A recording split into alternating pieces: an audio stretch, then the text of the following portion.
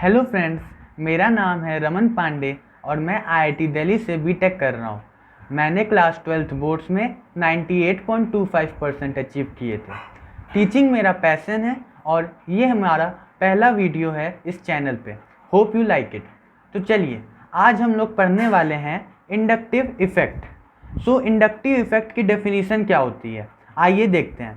Induction of a polar character in a chain of carbon atom by partial shifting of sigma electron due to electronegativity difference। इसका ये मतलब हुआ कि अगर हमारे पास कोई कंपाउंड है जिसमें कार्बन और एक दूसरे एटम के बीच में बॉन्ड है, और अगर वो एटम कार्बन से ज़्यादा इलेक्ट्रोनेगेटिव है तो वो अपनी तरफ उस बॉन्ड के इलेक्ट्रॉन पेयर्स को अट्रैक्ट करेगा, जिसकी वजह से उसके ऊपर डेल नेगेटिव चार्ज डेवलप होगा और कार्बन के ऊपर डेल पॉजिटिव चार्ज डेवलप होगा।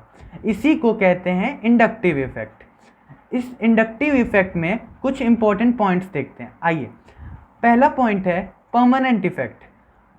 परमानेंट इफेक्ट इसलिए होता है क्योंकि inductive effect is a property of functional groups.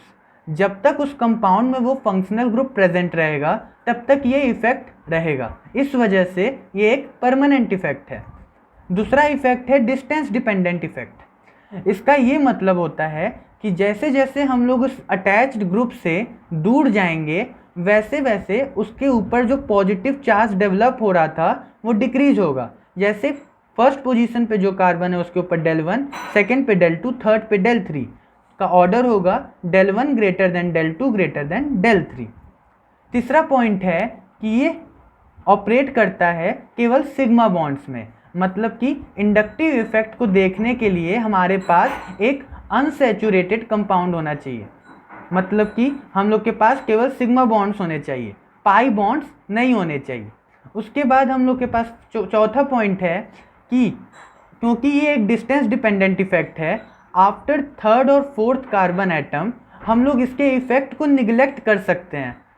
ठीक। पांचवा पॉइंट है कि inductive effect with respect to hydrogen is zero.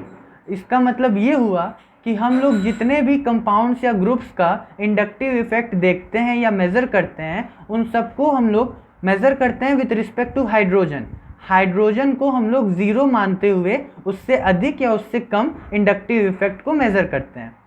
फिर आता है कि जो इंडक्टिव इफेक्ट होता है वो केवल एक सिंगल डायरेक्शन में ऑपरेट करता है। जैसे हमारे पास एक एग्जाम्पल है कि एक CCC तीन कार्बन की एक चेन है और इसमें इस तरफ G1 और इस तरफ G2 लगा हुआ है। अगर हम लोग ये मान लेते हैं कि G1 जो होता है वो G2 से ज़्यादा इलेक्ट्रॉन नेगेटिव है, तो उस केस में जो नेट डिस्प्लेसमेंट होगा इंडक्टिव इफेक्ट का वो G1 की वजह से होगा, वो भी इस डायरेक्शन में।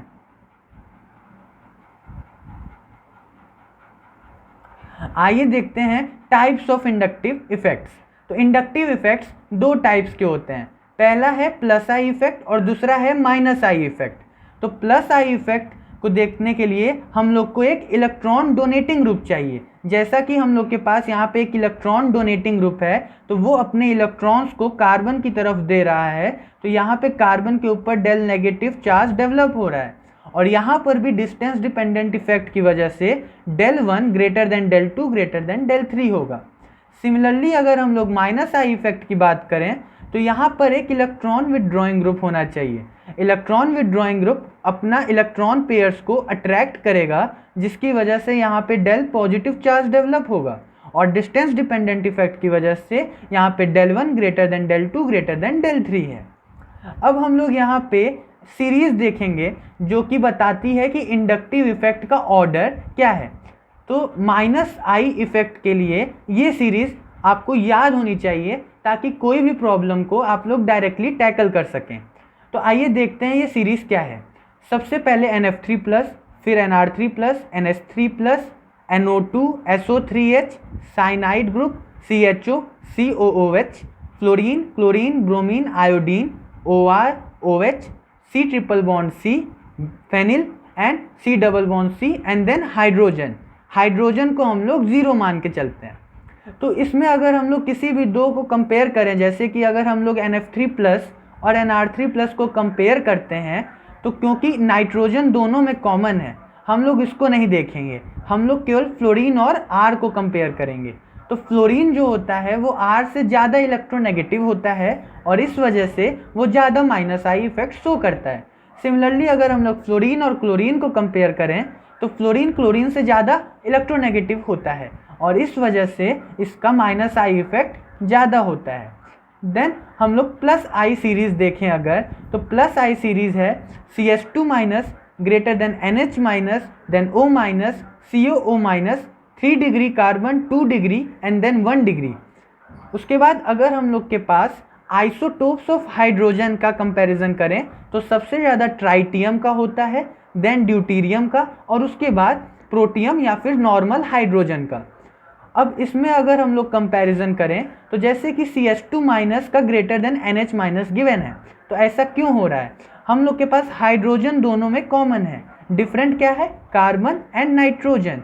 नाइट्रोजन जो होता है वो ज़्यादा इलेक्ट्रोनेगेटिव होता है और इसकी वजह से वो इलेक्ट्रॉन डोनेटिंग टेंडेंसी नहीं बल्कि इलेक्ट्रॉन अट्रैक्टिंग टेंडेंसी रखता है। इस वजह से कार्बन जो होता है वो ज़्यादा ईजिली इलेक्ट्रॉन डोनेट कर सकता है और इस वजह से इसका प्लस आई इफेक्ट अच्छा होता है as compare to NH minus. आगे हम लोग कुछ 3 इम्पॉर्टेंट पॉइंट्स देखते हैं जो कि एक्सेप्शन केस भी कहे जा सकते हैं। पहला पॉइंट है कि जो एल्किल ग्रुप्स होते हैं वो नॉर्मली तो प्लस आई इफेक्ट शो करते हैं, लेकिन अगर उनको ऑर्गेनोमेटेलिक कंपाउंड्स में देखा जाए तो they also show minus I effect. ऐसा इसलिए होता है क्योंकि जो ऑर्गेनोमेटेलिक कंपाउंड्स होते हैं लाइक RMgX और RLi, उसमें जो मेटेलिक एलिमेंट है मैग्नीशियम या लिथियम वो ज़्यादा इलेक्ट्रोपॉजिटिव होता है देन कार्बन। इसकी वजह से इस पे ऊपर डेल पॉजिटिव चार्ज डेवलप होता है और इसके ऊपर डेल नेगेटिव चार्ज डेवलप होता है, तो ये माइनस आई इफेक्ट शो कर रहा है। नेक्स्ट पॉइंट है कि अगर हम लोग के पास एनायंस गिवन है तो क्योंकि एनायंस इलेक्ट्रॉन रिच होते हैं उनकी इलेक्ट्रॉन रिलीजिंग नेचर होता है और way plus I effect show करते हैं। उसके बाद केटायंस का देखा जाए तो वो उनके पास इलेक्ट्रॉन डेफिशिएंट होते हैं और वो इलेक्ट्रॉन विथड्रॉइंग नेचर रखते हैं और वो माइनस आई इफेक्ट शो करते हैं। उसके बाद एक इम्पॉर्टेंट पॉइंट है जो कि इलेक्ट्रोनेगेटिविटी कंपैरिजन में काम आएगा। माइनस आई इफेक्ट जो होता है वो डायरेक्टली प्रोपोर्शनल होता है इलेक्ट्रोनेगेटिविटी के, ये हम लोगों ने ऊपर के नोट्स में देखा। लेकिन जो इलेक्ट्रोनेगेटिविटी होती है उनको कंपेयर करने के लिए हम परसेंटेज एस कैरेक्टर को निकाल सकते हैं। अगर हम लोग का परसेंटेज एस कैरेक्टर ज़्यादा होगा तो इलेक्ट्रोनेगेटिविटी भी ज़्यादा होगी और अगर परसेंटेज एस कैरेक्टर कम तो इलेक्ट्रोनेगेटिविटी कम। सो फ्रेंड्स, अब हम लोग देखते हैं एप्लीकेशंस ऑफ इंडक्टिव इफेक्ट। पहला एप्लीकेशन है कि हम लोग इंडक्टिव इफेक्ट की हेल्प से एसिडिक स्ट्रेंथ कंपेयर कर सकते हैं। आइए देखते हैं कैसे। हम लोग ये जानते हैं कि अगर कोई एसिड गुड एसिड है तो फिर उसका जो एनायन बनना चाहिए वो स्टेबल होना चाहिए। तो अगर हम लोग यहाँ पे एक माइनस आई इफेक्ट शो करने वाला ग्रुप लगा देते हैं तो वो यहाँ पर जब एनायन बनेगा तो वहाँ से उसका नेगेटिव चार्ज को अपनी तरफ अट्रैक्ट करेगा और चार्ज डिस्पर्सन से कंपाउंड स्टेबल बनता है। इस वजह से अगर हम लोग माइनस आई इफेक्ट ग्रुप लगाते हैं तो एसिडिटी बढ़ जाती है, इसलिए acidic strength is directly proportional to minus I effect. और अगर हम लोग यहाँ पे प्लस आई इफेक्ट ग्रुप लगाएंगे तो क्योंकि वो इलेक्ट्रॉन डोनेट करेगा तो एनायन जो होगा वो और कम स्टेबल हो जाएगा। इस वजह से acidic strength is inversely proportional to plus I effect.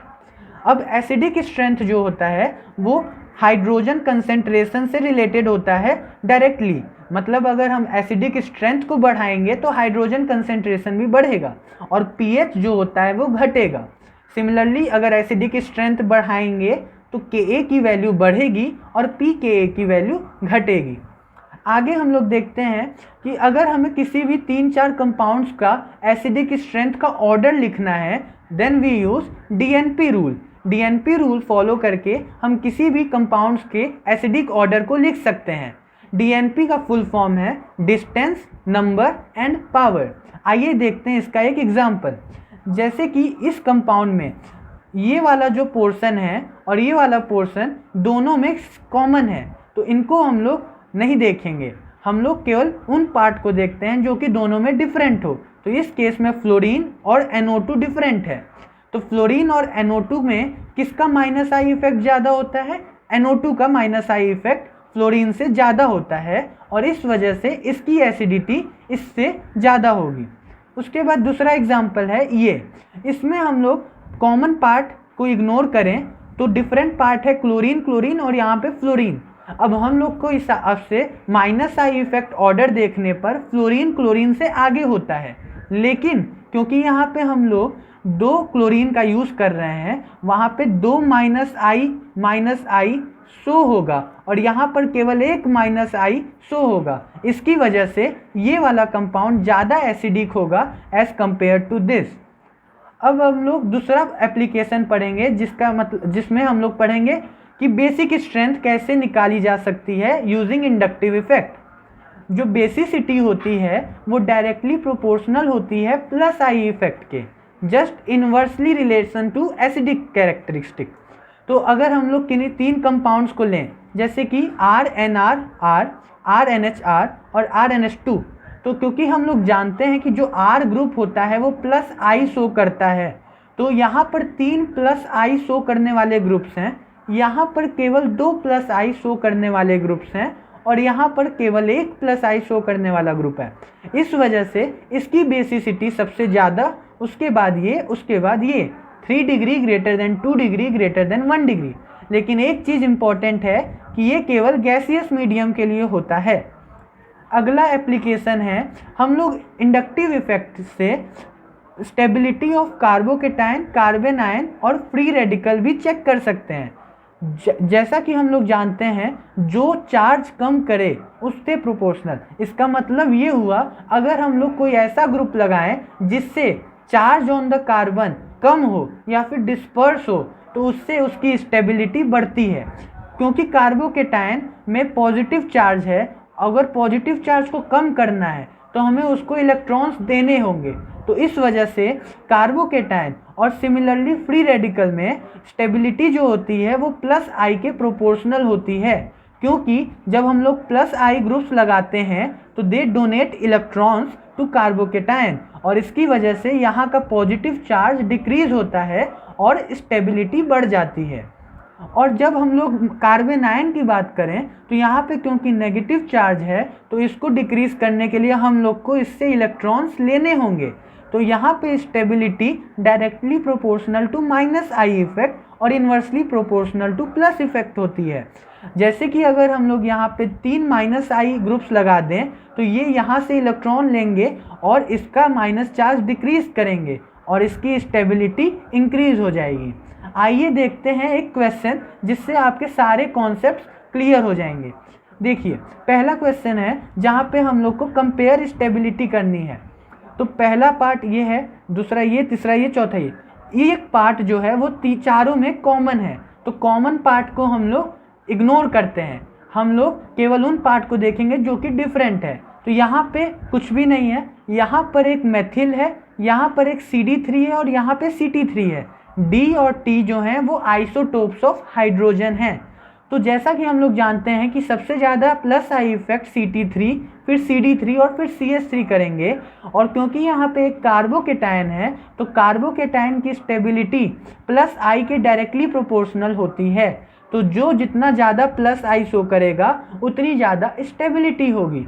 तो यहाँ पे सबसे ज़्यादा स्टेबल ये, फिर ये और फिर ये और लास्ट में ये होगा।